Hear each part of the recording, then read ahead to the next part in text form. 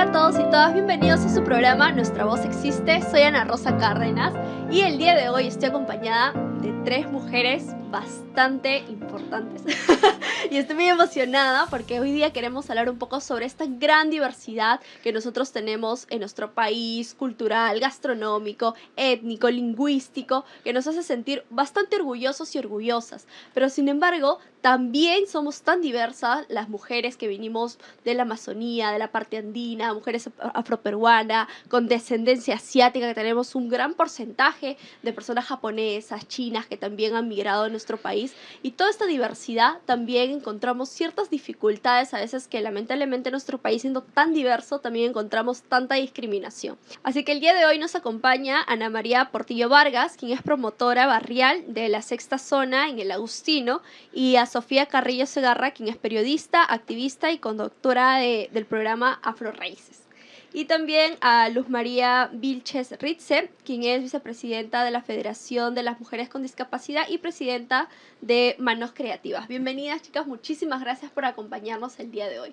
Quería empezar preguntándoles cómo describirían, ¿no?, su experiencia como mujeres en el Perú, cuáles han sido los mayores desafíos que se han podido enfrentar y cómo lo han ido enfrentando. Bueno, mi nombre es Ana María Portilla Vargas, tengo 73 años. He tenido una experiencia larga en esta trayectoria de mi vida y he visto que en el Perú hay mucha discriminación por el hecho de que si eres cholita, si eres de la sierra, eres serranita, o si eres de la selva, eres selvática. Entonces, eso me parece que ya debe terminar.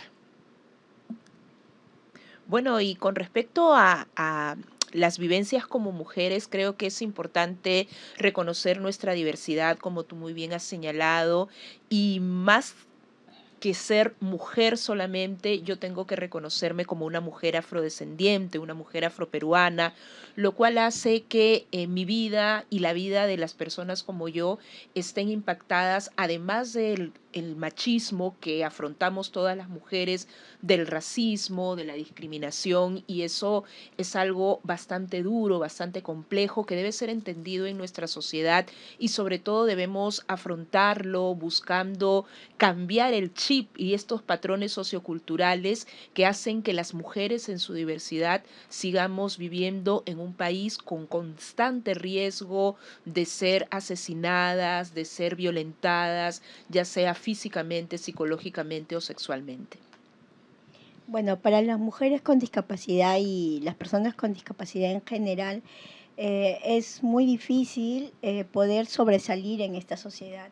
Sin embargo, ya ahí depende mucho de nosotros para poder, en primer lugar, reclamar nuestros derechos, para tener igual de condición que cualquier otra persona, ¿no? Si bien es cierto, en esta sociedad se ha avanzado un poco sobre las leyes de las personas con discapacidad, pero aún vemos, ¿no? Aún vemos que las personas somos ignoradas, ya sea tanto por el Estado o por instituciones, al no contar con un trabajo adecuado, con salud y entre otras cosas que, por ejemplo, tenemos aún una ciudad inaccesible.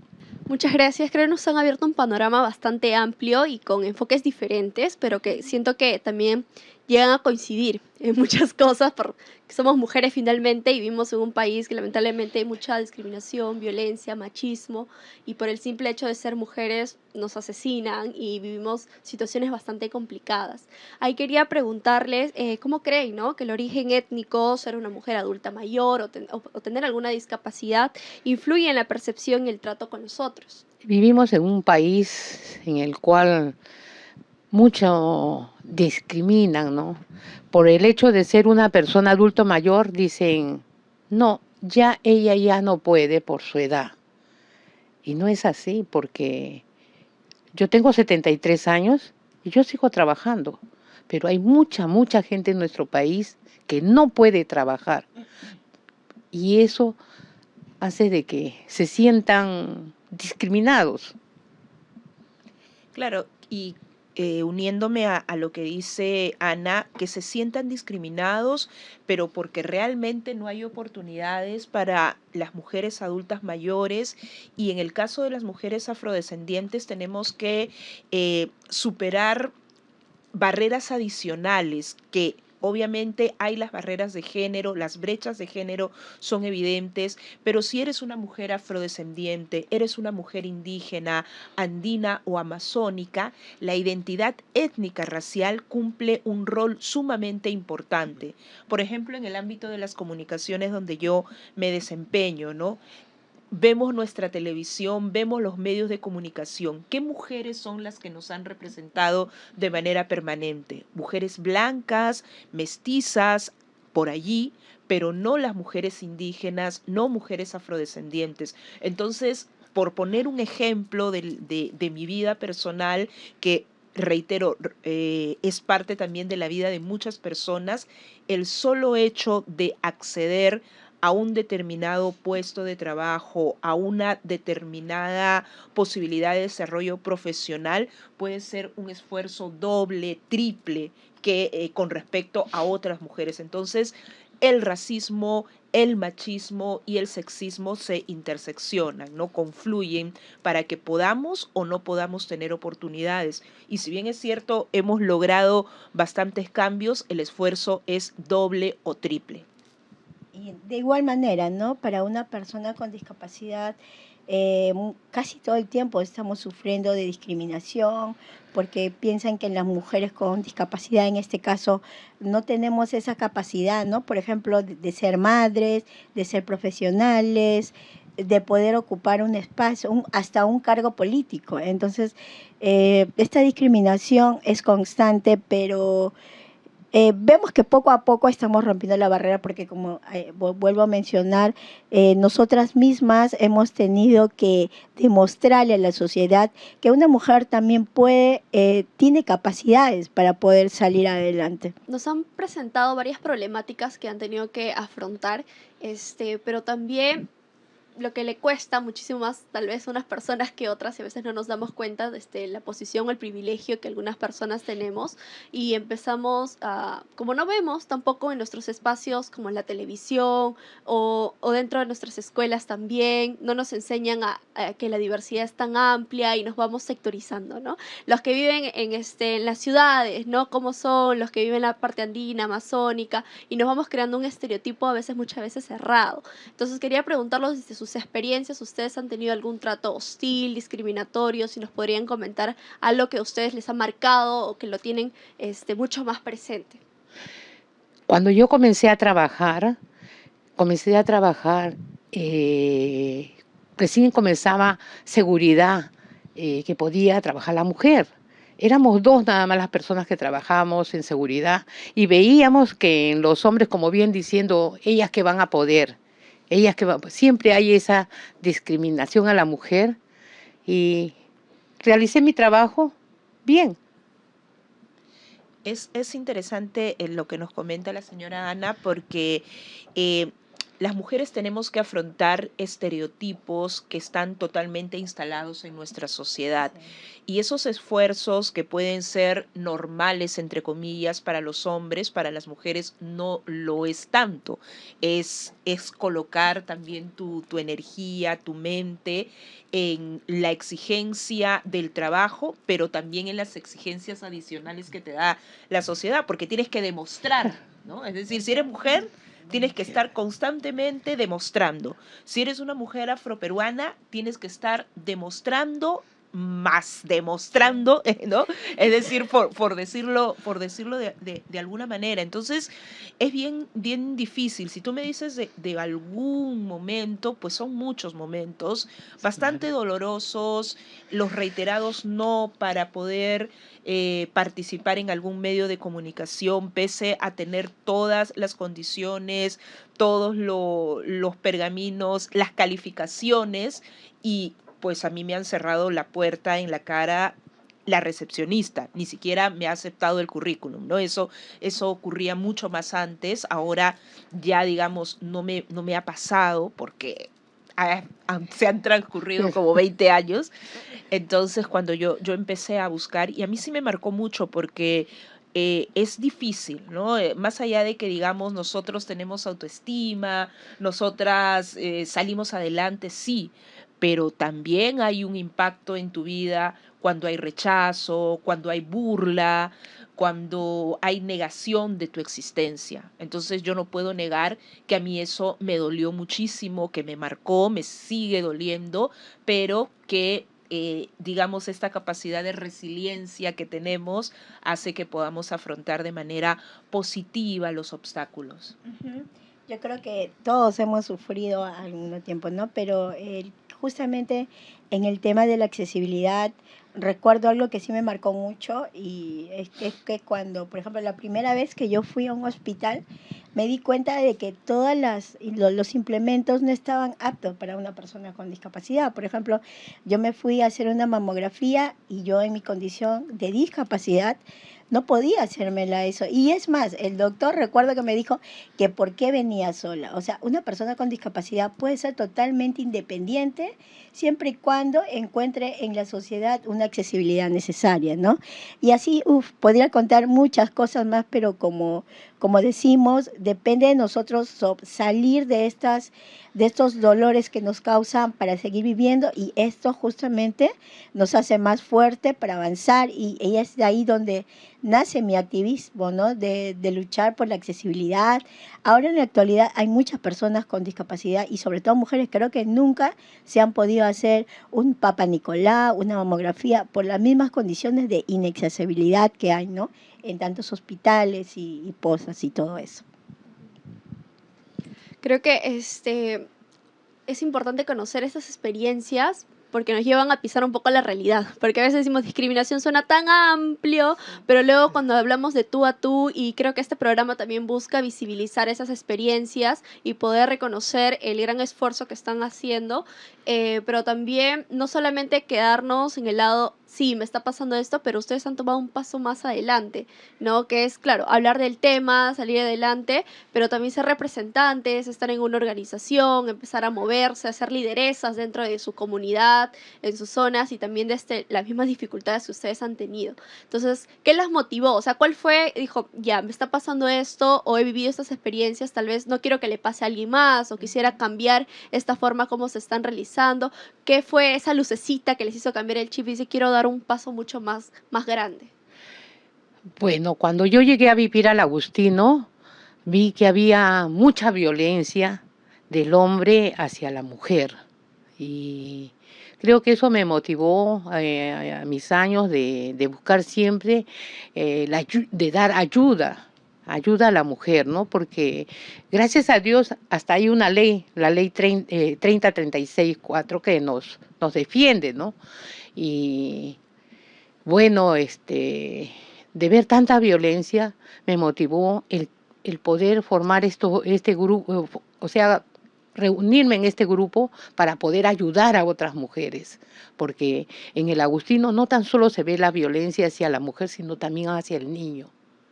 Yo tuve una experiencia muy fuerte cuando en una oportunidad un niño había hecho una travesura en el colegio y lo llamaron a su padre. El niño al día siguiente llegó acá marcado.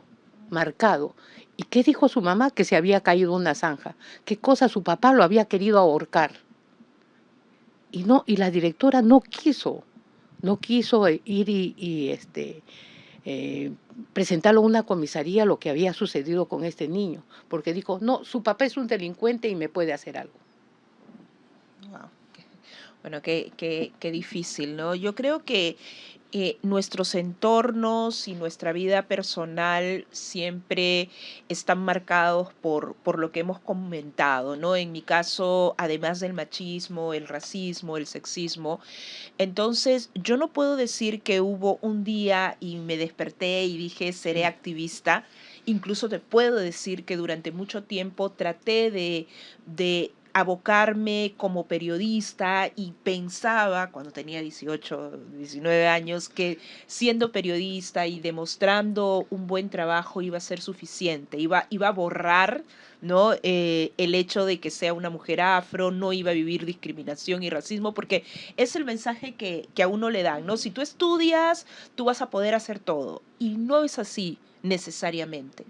Entonces, yo lo que dije es que no es justo que hayan personas que se tengan que esforzar el doble, el triple.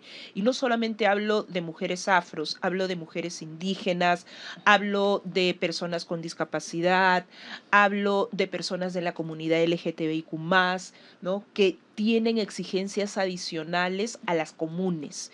Entonces fue en ese momento en que yo dije que mi trabajo iba a contribuir para que hayan más personas como yo que tengan posibilidades, que tengan oportunidades y que su voz sea reconocida. Entonces es así como yo a lo largo de mi trabajo también he participado en organizaciones que defienden los derechos sexuales y derechos reproductivos. Yo he trabajado mucho tiempo en Impares, he estado en la Secretaría Nacional de la Juventud, también en el área de políticas públicas, en el Ministerio de Salud, en planeamiento, y en todos los espacios he tratado de que sea visible que hay que aplicar un enfoque de género en las políticas públicas, hay que hablar de racismo, ser antirracistas y sobre todo reconocer y valorar nuestra diversidad. ¿No? No tiene por qué ser la diferencia sinónimo de desigualdad. Al contrario, debe ser una oportunidad para enriquecernos como país, como sociedad, para poder tener objetivos comunes y que las brechas que hasta el momento existen puedan ser disminuidas e incluso eliminadas. Ujú. Bueno, en mi caso siempre, hasta en el colegio recuerdo que era muy activa, formando grupos. Sin embargo, cuando yo salgo del colegio, yo estudié en un colegio particular, pero cuando salgo de ese colegio particular me doy cuenta que vivíamos en una sociedad muy desigual, ¿no? Sobre todo para las personas con discapacidad en el tema de trabajo, hasta en el mismo tema de la diversión, ¿no? Yo recuerdo una vez que fui a una discoteca, ¿no? Y me decían, no, pero ¿cómo vas a entrar con tu silla? ¿No? Entonces decía, pero ¿por qué esa diferencia entre las personas con discapacidad y una que no la tiene? Es ahí donde nace ese bichito, ¿no? De averiguar más, de entender, de conocer la ley de la persona con discapacidad y de cómo también las mujeres con discapacidad sufrimos violencia en todo momento. Y uno de los lugares más violentos que hay para una persona con discapacidad es en el mismo hogar, ¿no? Y entonces, y cómo nace el mío es empoderar, ¿no?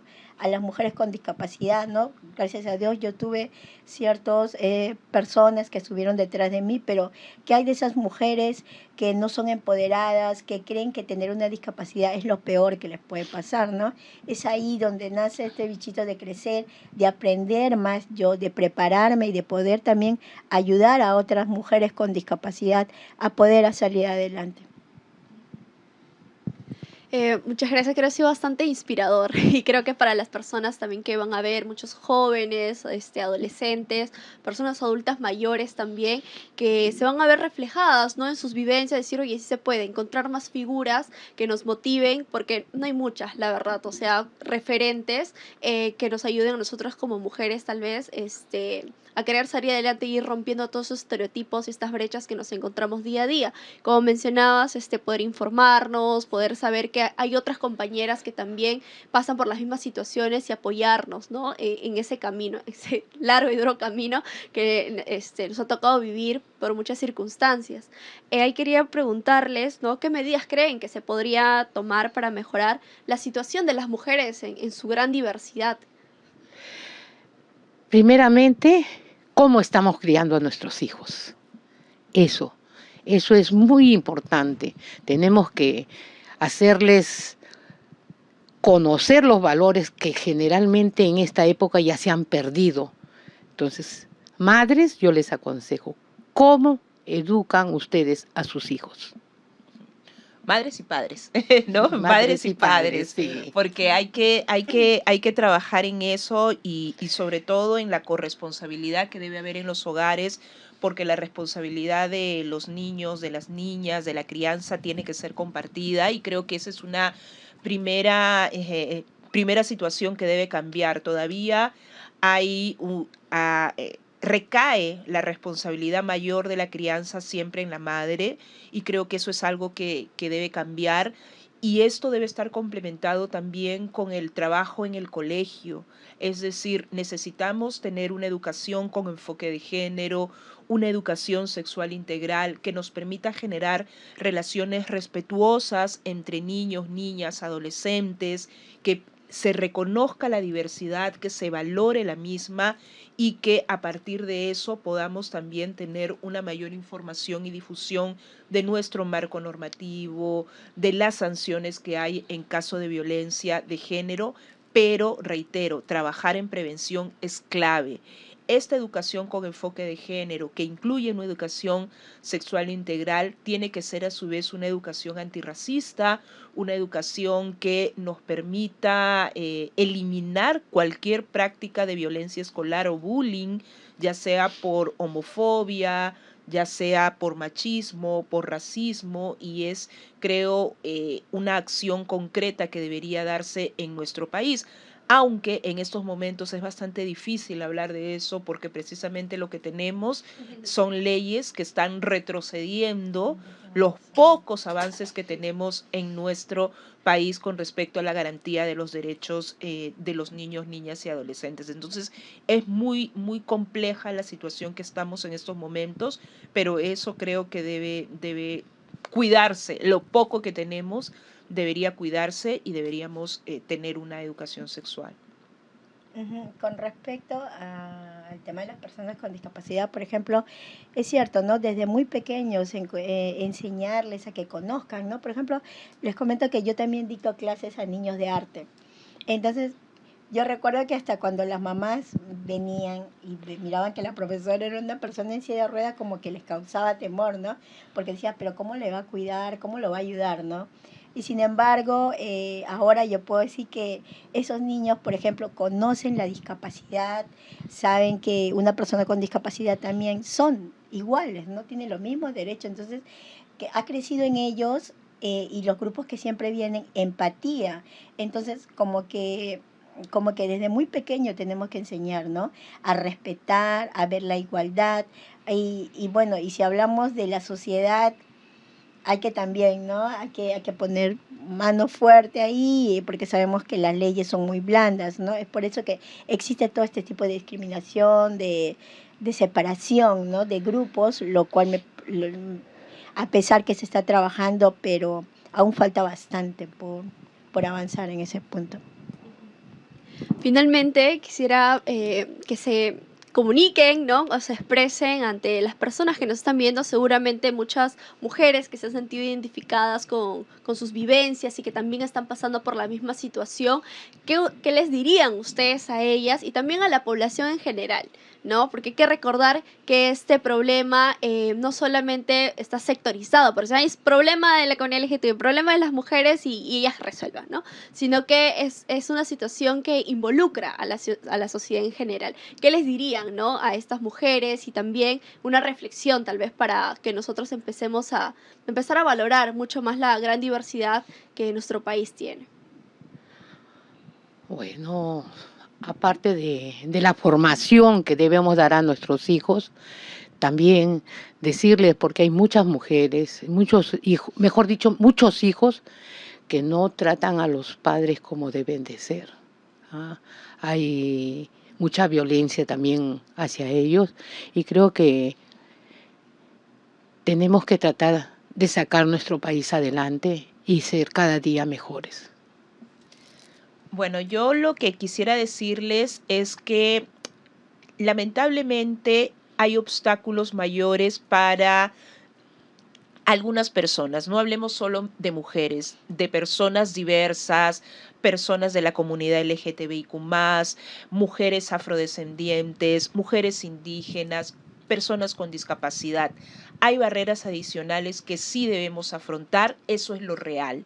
Sin embargo, también es real que el obstáculo puede convertirse en una motivación. Ya lo dijo Victoria Santa Cruz cuando hablaba del rol del obstáculo, ¿no? La adversidad, esos no, hemos aprendido a que se conviertan en fortaleza y en una oportunidad para avanzar, para seguir, para luchar y para soñar.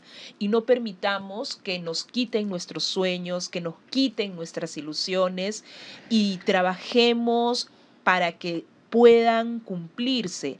Pero también recordemos que no estamos solos ni solas, que debemos generar redes de soporte, porque aunque a veces uno no lo crea, hay personas que viven situaciones complejas como nosotros.